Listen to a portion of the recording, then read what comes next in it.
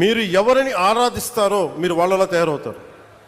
నేను పొట్టి శ్రీరాములను ఆరాధించాను, ఒక బూర్గుల రామకృష్ణారావుని ఆరాధించాను, ఒక చంద్రశేఖర్ ఆజాద్ని ఆరాధించాను.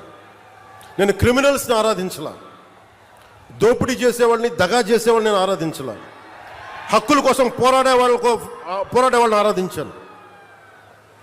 దానివల్లే నేను తగ్గి 10 సంవత్సరాలు పార్టీ పెట్టి నేను తగ్గి, సీట్ల విషయంలో తగ్గి, అందరి చేత తిట్లు తింటా, ఒకడు అమ్మేశానని ఒకడు, ఇంకా దిగజారిపోయాను ఇంకొకడు, ఎన్ని ఎవరు మాట్లాడినా నేను తగ్గింది. మీకు నేను ఈ నీటి సాక్షిగా చెప్తున్నాను, నేను తాగే నీళ్ళ సాక్షిగా చెప్తున్నాను, అమరజీవి జలధార సాక్షిగా చెప్తున్నాను. రాష్ట్రానికి మంచి జరగాలి, మీకు మంచి జరగాలని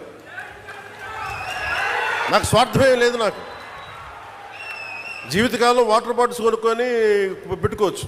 నేను ఎప్పుడు జీవితంలో కలగనలా వాటర్ బాటిల్ కొనుక్కొని నీళ్లు తాగాల్సి వస్తుంది పెరిగేటప్పుడు. దట్టు ముఖ్యంగా మరి గోదావరి జిల్లాలో గోదావరి తీర ప్రాంతం పారే కాలం ఇది, నేల ఇది. ఇక్కడ కూడా నీళ్ళ కరువు వస్తుంటే నేను ఎప్పుడు కల్లో కూడా ఎవరు ఊహించున్నాం. ఒకసారి మీ ఇంట్లో మీ పెద్దల్ని, మీ తాతల్ని, మీ అమ్మల్ని అడగండి, మీ నాన్నగారిని అడగండి, వాళ్ళు చెప్తారు ఎప్పుడు ఊహించున్నాం.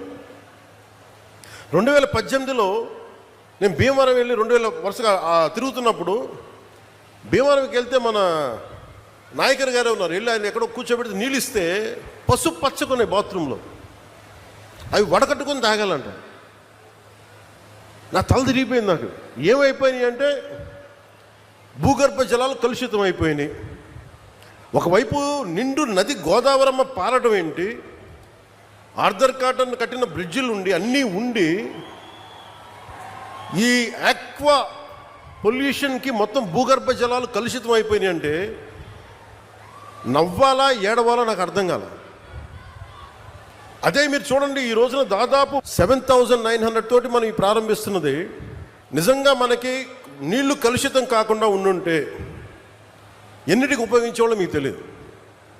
మీ పిల్లల భవిష్యత్తుకి, మీ కాలేజీలకి, మీకు ఏదైనా స్కిల్ డెవలప్మెంట్. కానీ నీళ్లు కలుషితం అయిపోయి in the name of development, in the name of commerce ఉన్న ప్రకృతి వనరులను చంపేసుకొని మనం ఈ రోజున వీటి ఖర్చు పెడుతుంటే చాలా బరువు హృదయంతో చెప్తున్నాను, చాలా బాధేస్తుంది. నా కోసం కాదు, మనందరి కోసం.